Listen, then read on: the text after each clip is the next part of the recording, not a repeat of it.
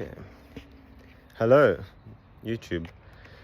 This is a video I don't normally post. I am going to be reflecting my time on teaching experience. It was quite interesting. I went to an under-resourced school, and it was different. I was there for 5 weeks, which is longer than it sounds, and yeah, I've been finding it difficult to adjust coming back, as you get in a mindset and you make friends and colleagues. So that was a bit sad.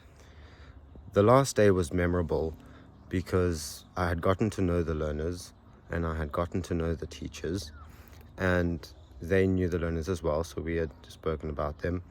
And I noticed that one kid was immature. He was struggling to read, but not just struggling to read, like he would avoid reading, right? So, and he wouldn't be able to answer questions, like he would need help, and you would have to just like tell him what to do. So I got readers out. He's in grade 6. Got readers out. They were probably grade 1 or grade 2. And I just thought, no, this isn't working. I went even further back. I got into the Fries words. Fries were first 1,000 words. Started with the first 100, it and but, and he couldn't do them. So the teacher noticed. I was getting a little bit frustrated. Even now, it's like I'm getting anxious, right? I was getting so frustrated. And then the ma'am took over, and she was just starting to get frustrated. I was trying to do the words, and so what's interesting is I targeted this problem with 3 learners in the classroom. The other 2 were able to read poorly, but they had got the hang of it. They were okay. And you could actually see them getting so excited as they read the book and understood what was going on. And this other learner, the ma'am, he couldn't read at all. And he went to the principal, and I was so shocked. I went outside, I sat down. It's almost devastating to know that someone's in grade 6 and they can't read a word that their lessons are taught in, and they read every single morning. They've read the whole book and all the stories, but he can't read. So it was a letdown, and I feel like I can do better than that as a teacher, and I can make sure that the system doesn't fail you as a learner.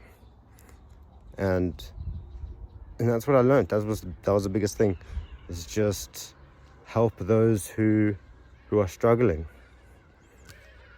Thanks. I've been sitting here thinking about the reflection on teaching experience, and nothing can top my last day. Everything else functioned like a school. It wasn't that out of the ordinary. It was a little under-resourced, as I've said, but that wasn't, that's not that big of an issue. Stationery was a bit of an issue. Kids needed stationery. That was the largest, disruptive factor, the fact that some of them didn't want to learn, and then there was also no stationery, so they weren't, they were asking each other for stationery, and that's very disruptive. And they warmed up to me a lot more than I had anticipated. And I try to do fun things with them, things that they didn't experience every day, and it showed. I had 3 classes of grade 6, and I used a speaker, a nice JBL speaker, to play some music for them that they danced to, since there was a competition, like a dancing competition for different groups, and some of the learners were excluded. So in this detention, they were allowed 10 minutes or 5 minutes, it was a few songs, 5 minutes of dancing and singing and getting out their energy and their frustration.